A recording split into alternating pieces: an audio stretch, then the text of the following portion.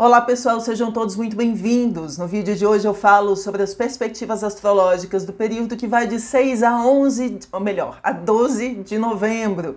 No vídeo de hoje a gente fala sobre o que rola para os próximos dias. Portanto, a gente vai ter uma semana de lua minguante, a gente tem dois planetinhas mudando de signo, a gente tem Mercúrio entrando em Sagitário e Libra, ou melhor, e a Vênus entrando no signo de Libra, o que é um ótimo aspecto para os relacionamentos, e a gente tem, por outro lado, um dos aspectos mais tensos dos últimos tempos. Aí vocês vão me perguntar de novo, Aline, mas outra vez? Aí eu digo sim, meus amigos, infelizmente é um dos momentos de alta tensão nesse ano de 2023, vai ser justamente nessa semana. Que tal a gente conversar sobre isso e muito mais? Bom, sejam todos muito bem-vindos ao canal. Para quem acabou de chegar, eu me chamo Aline Macari. Eu sou jornalista, astróloga e analista junguiana. Curta esse vídeo, compartilhe com os teus amigos e com as tuas amigas e se inscreva no canal clicando no sininho para você receber as notificações. Acompanhe também as outras produções de conteúdo da astróloga nas redes sociais, no site oficial e principalmente no Instagram. Lá a gente vai se encontrar um bocado. Bom, pessoal, peço licença para vocês hoje, porque semana de lua minguante a gente já chega assim meio de farol baixo, né? Com menos energia. Acho que muitos de nós estão assim. Estou vindo de um final de semana de febre e dor de garganta. Então, se hoje eu estiver assim meio daquele jeito, vocês já sabem o que é.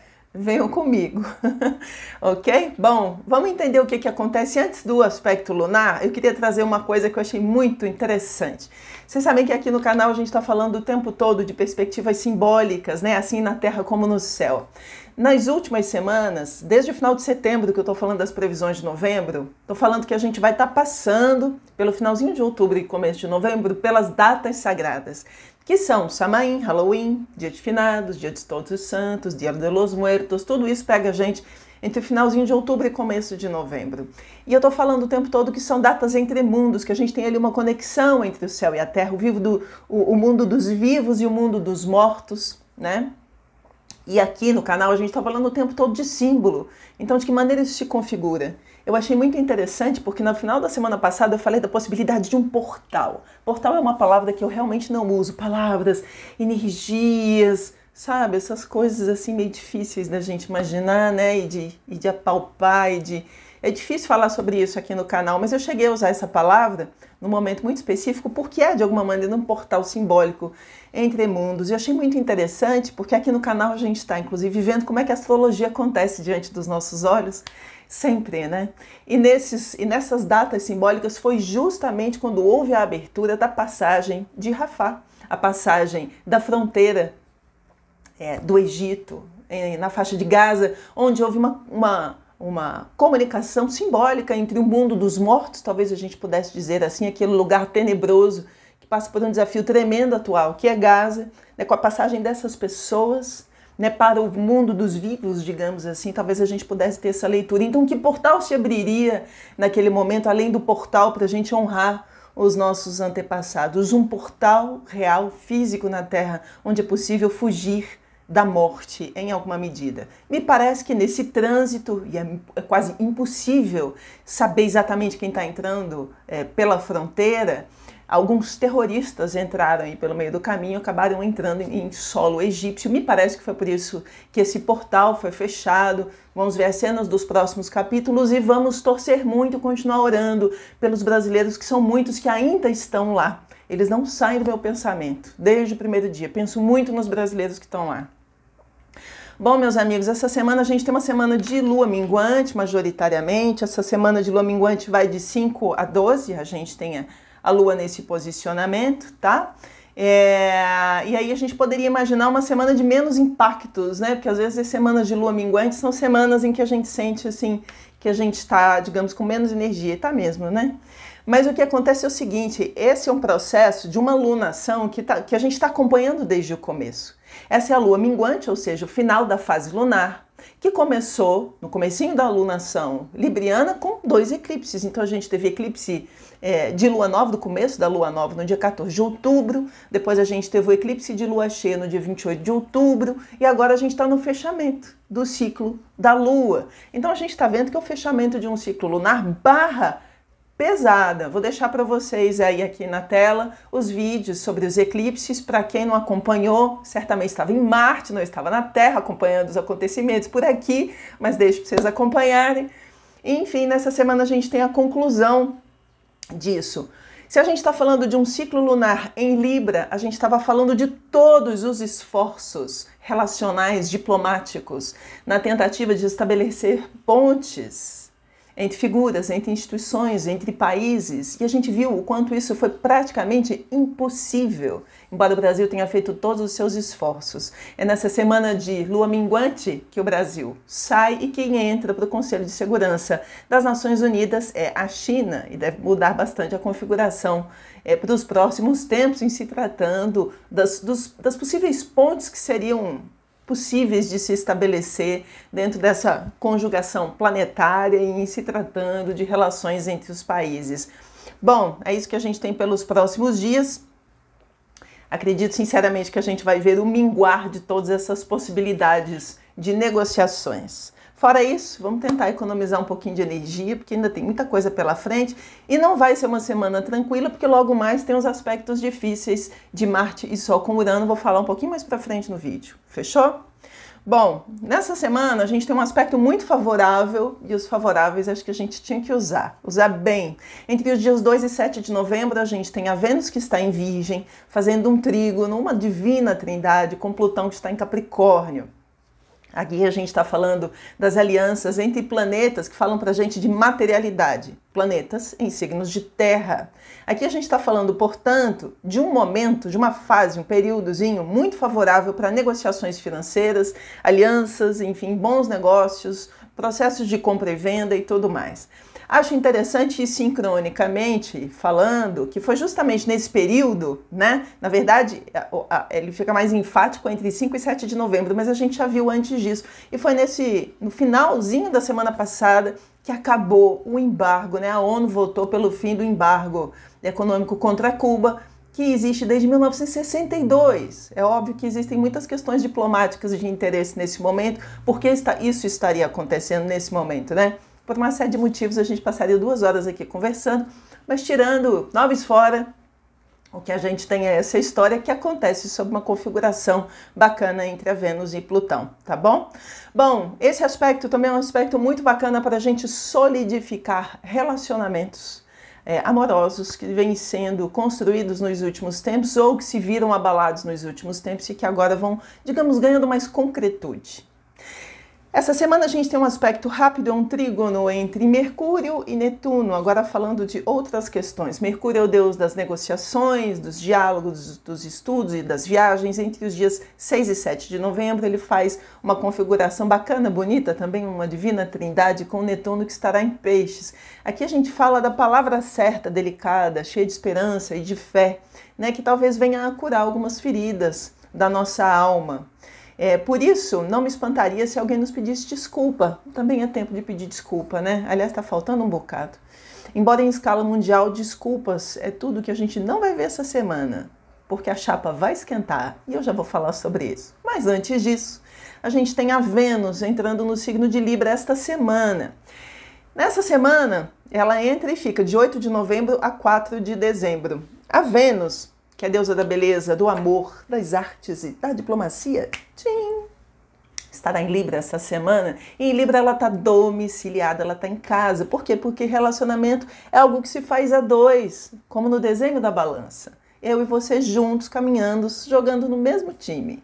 Então esse é um aspecto muito bacana, é um aspecto muito auspicioso, digamos assim, porque a gente está vindo de configurações super difíceis da Vênus em Leão. Vivemos aí uma temporada de separações, como já falei sobre isso em outros vídeos, mas a partir dessa semana tudo fica, digamos, mais equânime, mais justo, mais equilibrado. E quem sabe se a gente está começando um relacionamento agora, ou se a gente está vindo de um relacionamento abalado, quem sabe a partir de agora a gente consegue caminhar de maneira mais equilibrada. E isso é tudo que pedem os relacionamentos amorosos, né? Sigamos. Essa semana a gente tem mais uma configuração, um planetinha mudando de signo, que é Mercúrio entrando em Sagitário. Ele vai estar em Sagitário de 10 de novembro a 1º de dezembro. Vocês sabem que Sagitário é um dos queridinhos, né, da astrologia. Todo mundo fala, Sagitário é maravilhoso, é lindo, né? Entretanto, nem em todos os lugares. E Mercúrio ou melhor, Mercúrio em Sagitário não funciona lá muito bem. A gente costuma chamar na astrologia, a gente costuma dizer que o planeta está em exílio, está exilado, está refugiado, está longe, não funciona muito bem, o trem está meio encrencado. Ou seja, ele perde a força, tá? Em Sagitário, ele perde a concentração e a atenção nos detalhes. Isso porque pensa coisas grandes demais, muito maiores, coisas que estão noutra distância. Podendo ser fraco, né? Franco demais também, sincericida e acabar ofendendo as pessoas de alguma maneira, meio como tal qual um elefante numa loja de cristais. Então, assim, ele pode ser impaciente, ele pode ser uma figura cheia de falsas promessas, é muito gogó, né?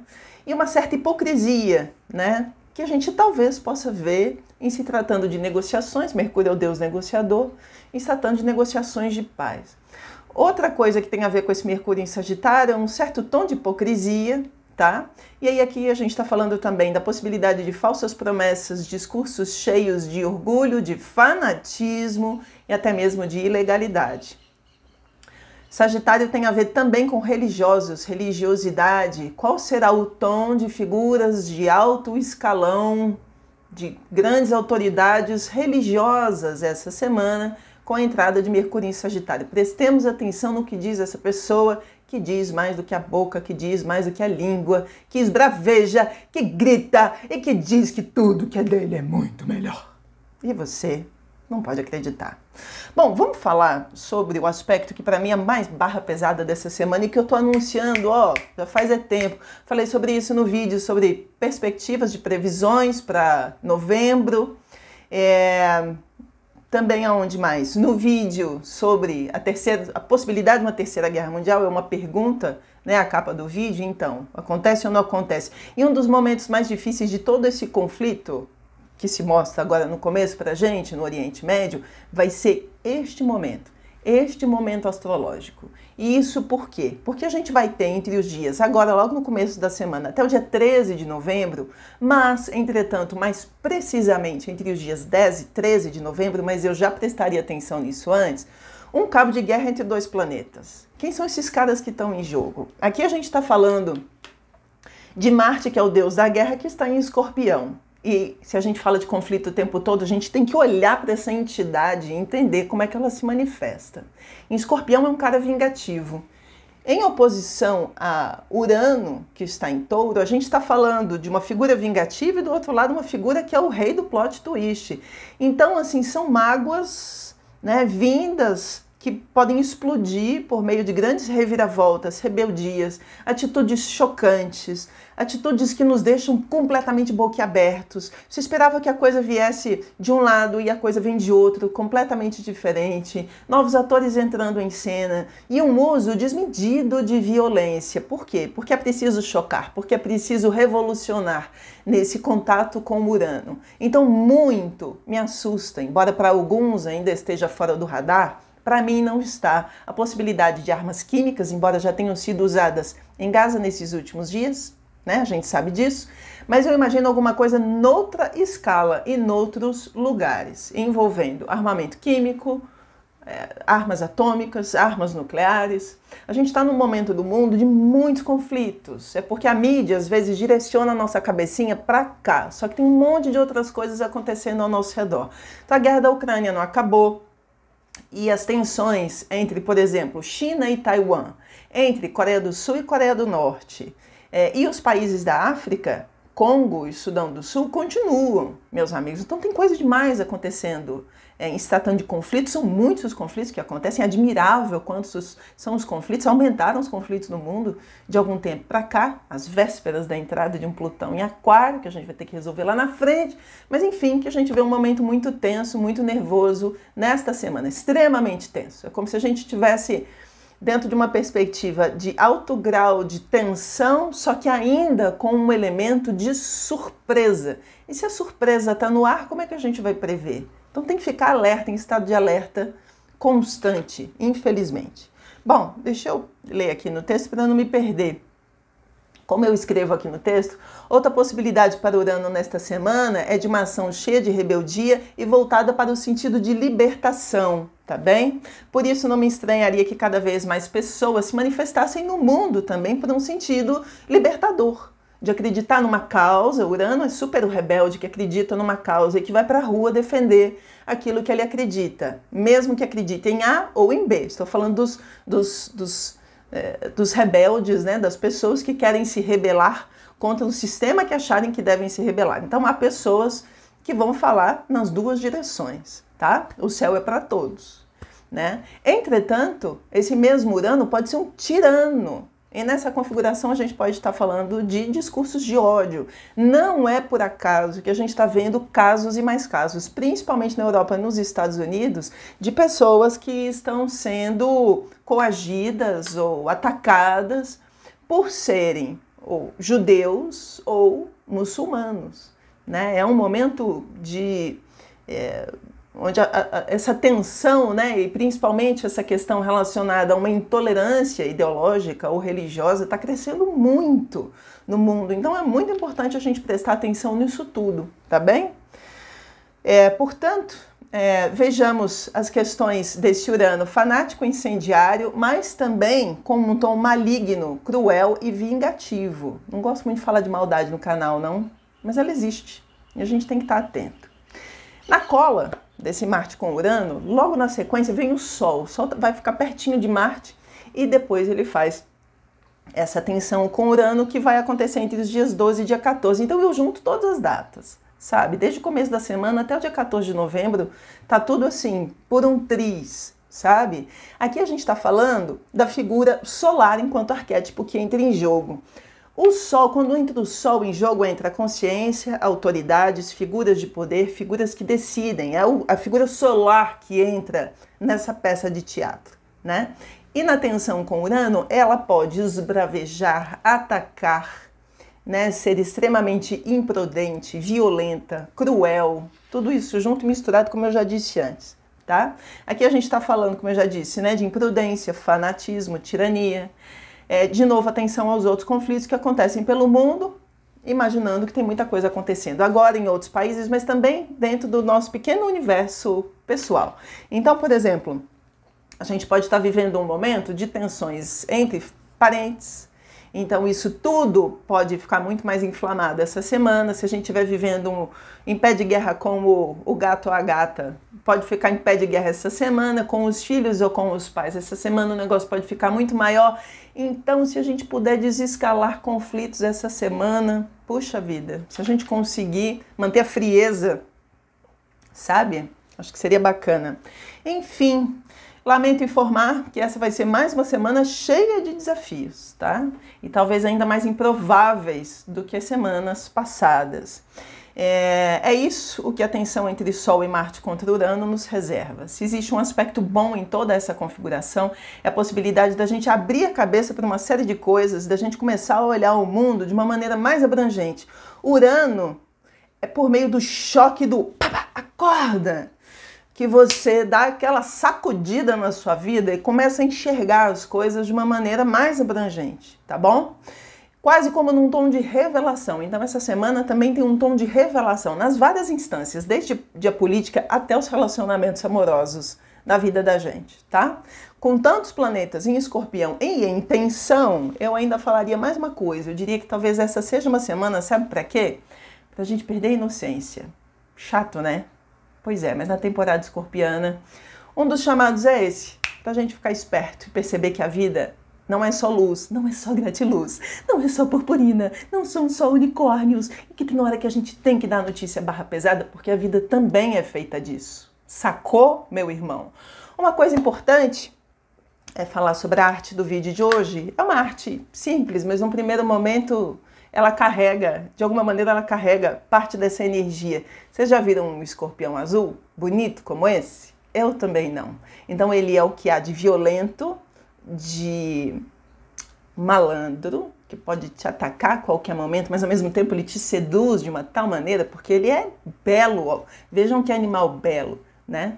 Então tem toda essa carga de Marte com Urano, está representada nesse escorpião azul, que é esse bicho lindo, que a gente fica encantado com ele e de repente ele Pimba, minha filha, então acorda. É isso que tem para essa semana. A gente vai falar sobre tudo isso de outras maneiras durante os próximos dias. Eu espero que todos tenhamos uma semana de muita presença, senso de presença, porque o bicho vai pegar e eu quero desejar enfim, os melhores dias possíveis, apesar de todas essas configurações. Muito obrigada. Se você acha que esse vídeo serve como um farol de luz para os teus amigos e para as tuas amigas, por favor, envie e compartilhe com eles. A gente vai estar aqui de novo amanhã. Um beijo carinhoso. Que o céu nos guie e que o amor nos transforme.